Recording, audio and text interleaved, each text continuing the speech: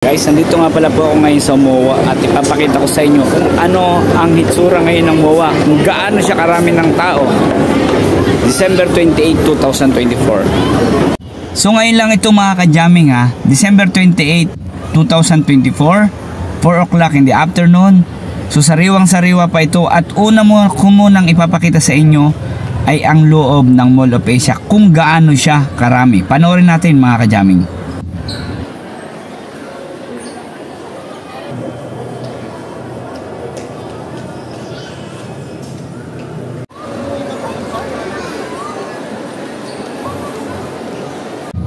At halina kayo mga ka-jamming, puntahan naman natin ang labas ng MOA.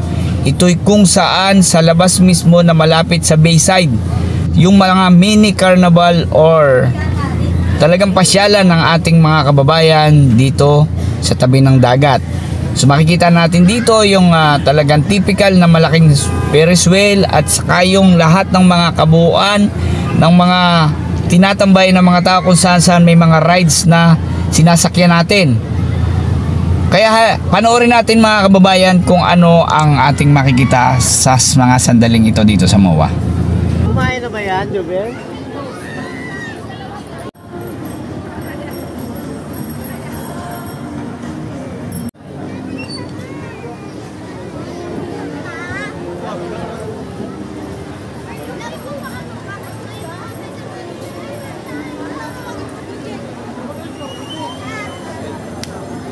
At ayun nga guys, 'di ba, dahil holiday season pa rin ngayon.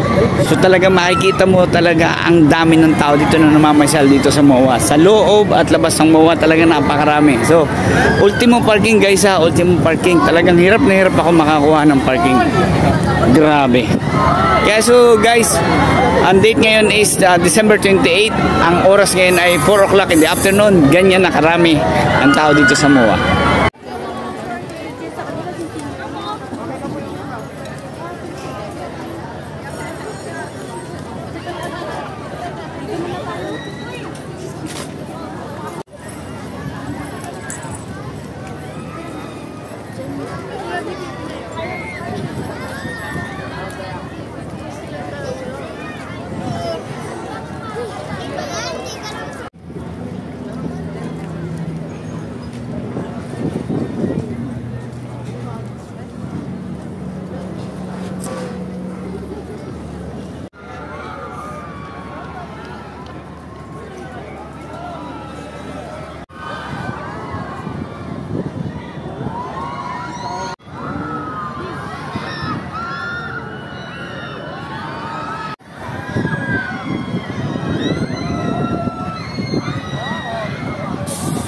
So sana guys, nag-enjoy kayo at kung nagustuhan nyo ang video ko ito, like and share.